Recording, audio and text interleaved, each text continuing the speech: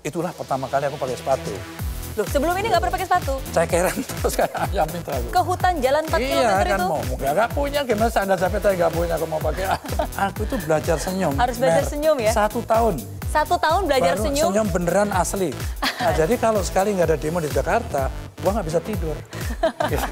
Pas saya itu sama waktu bener-bener strict banget untuk belajar, untuk pergi, untuk bermain gitu.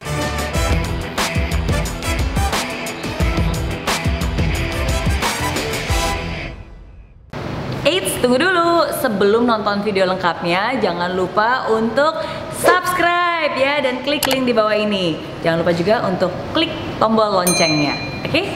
Terima kasih. Selamat menonton.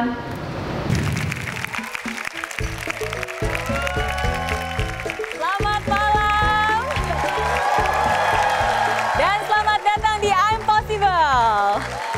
Senang sekali saya Mary Riana dapat kembali hadir untuk menyapa Anda. Setiap minggu kami hadir bukan hanya untuk memberikan inspirasi tapi juga solusi lewat tema-tema yang kami angkat setiap minggunya. Karena kami yakin kita bisa melampaui batas kemampuan kita. Dari impossible jadi I'm Possible.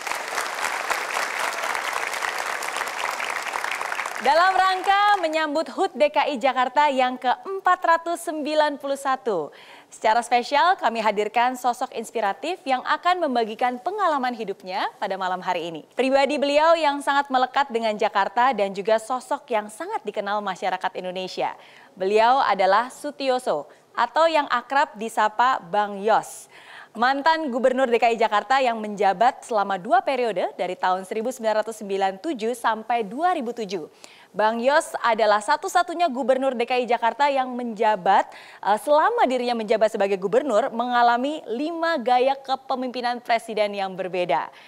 Apa komentar beliau mengenai Jakarta yang sekarang dan seperti apa sepak terjang beliau mengubah dari impossible jadi I'm Possible? Inilah I'm Possible Inspirasi Sutioso, Nostalgia Jakarta. Dan langsung saja kita panggilkan, inilah Letnan Jenderal TNI Purnawirawan Bapak Sutioso.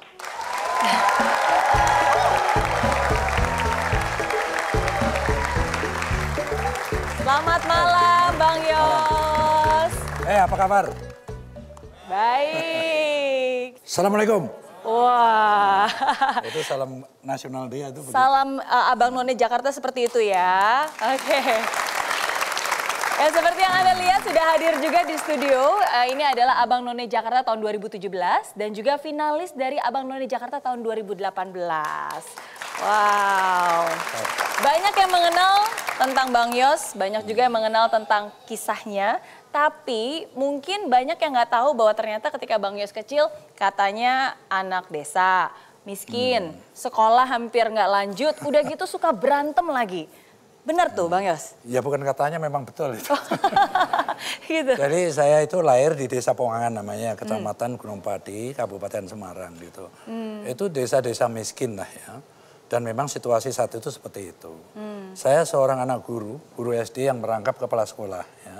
Saudara saya banyak 8. Ayah saya itu kecuali guru juga beternak ya, banyak kambing di rumah, banyak kerbau gitu, punya ladang juga yang ditanamin padi, jadi kita tidak pernah beli beras itu, jadi produksi sendiri gitu kan ya. Bisa seperti itu, lauk juga seadanya yang bisa kita dapat itu dianggap kecukupan ya. Di kampung saya itu sekolah SD itu negeri itu hanya sampai kelas 3, 1, 2, 3. Cuma sampai kelas 3 saja? Dan gurunya juga satu, ayah saya itu Pak Citro Diharjo itu kan gitu kan. Nah pada saat Sutioso kecil ini sudah kelas 3 yang diajar oleh ayah sendiri kan. Waktu saya naik kelas 4 kan jadi masalah kemana gitu kan. Nah, oleh ayah saya itu rumah yang tergolong besar untuk kampung ya. Itu yang di depan tuh dikorbankan untuk 2 kelas. Kelas 4 dan kelas 5 gitu. Jadi saya 2 tahun itu kalau sekolah 1 langkah gitu sampai sekolah gitu. Dari pintu kamar saya itu. Barangkali kan tadi tanya kenapa kok sering berantem waktu kecil gitu. Ini masalah psikologis kan. Di rumah jadi pecundang, dipukulin terus. Jadi saya ingin mukulin orang di luar kan gitu kira-kira. Nah itulah masalahnya. Padahal waktu itu kan sebenarnya masih SD ya? Iya masih SD, aku terus berkali terus gitu. Saya harus sekolah di kecamatan. Kecamatan Gunung Pati itu jaraknya 4 kilo. Ngelewatin sawah, ngelewatin hutan gitu kan. Jadi teman-teman saya yang di kampung Pongangan ini, desa itu kan nggak mau sekolah lagi, nerusin jauh kan. Jadi Berarti di kelas 5 aja sendiri. Gitu. Udah selesai kelas 6 saya harus ujian. Yeah. SD untuk SMP kan. Ujiannya di Ungaran kan. Jalan kaki lagi 8 kilo. Kan. Nah tapi kan itu tadi kan kuncinya di sini kan. Saya harus berubah nasib saya gitu aja. Baik. Waktu SMP saya masuk kota. Kota besar lagi, ibu kota provinsi kan Semarang kan. Itulah pertama kali aku pakai sepatu. Loh, sebelum ini nggak pernah pakai sepatu? Cekeran terus kayak ayam itu aku. Ke hutan jalan 4 km iya, kan itu? Mau nggak punya, gimana standar sepeda nggak punya, aku mau pakai sepatu itu.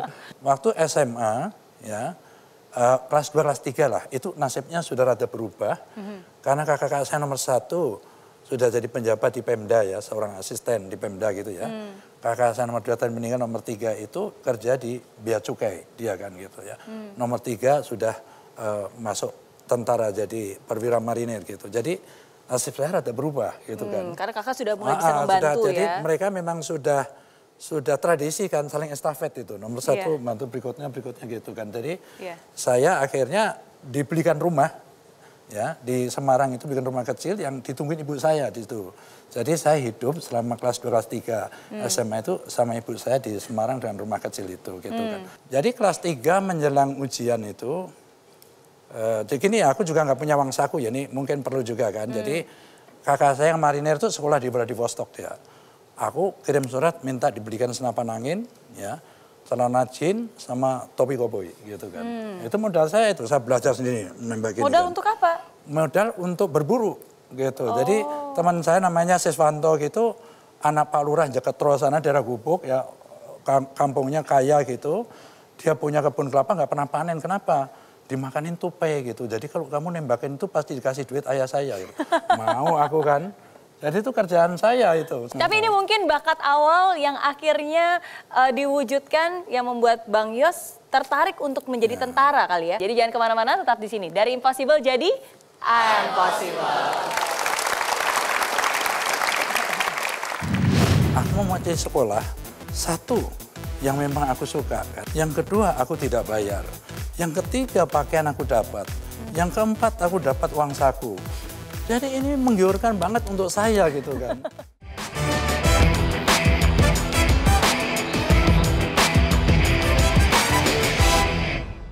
Hai friends, terima kasih ya kamu sudah menonton Impossible episode kali ini.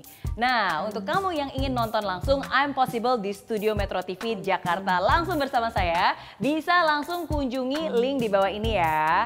Nanti kamu bisa daftar dan kamu akan masuk ke dalam grup WhatsApp. Di sana akan ada langkah-langkahnya. Dan pendaftaran gratis.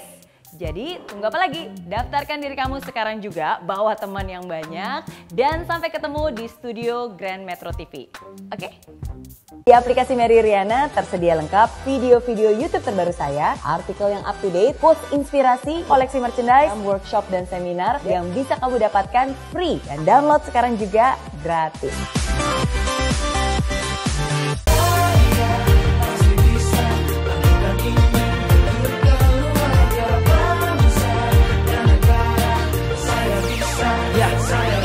Laksana bumi tanpa hujan, hidup tanpa tujuan, kering dan mati tanpa hijaunya tumbuhan.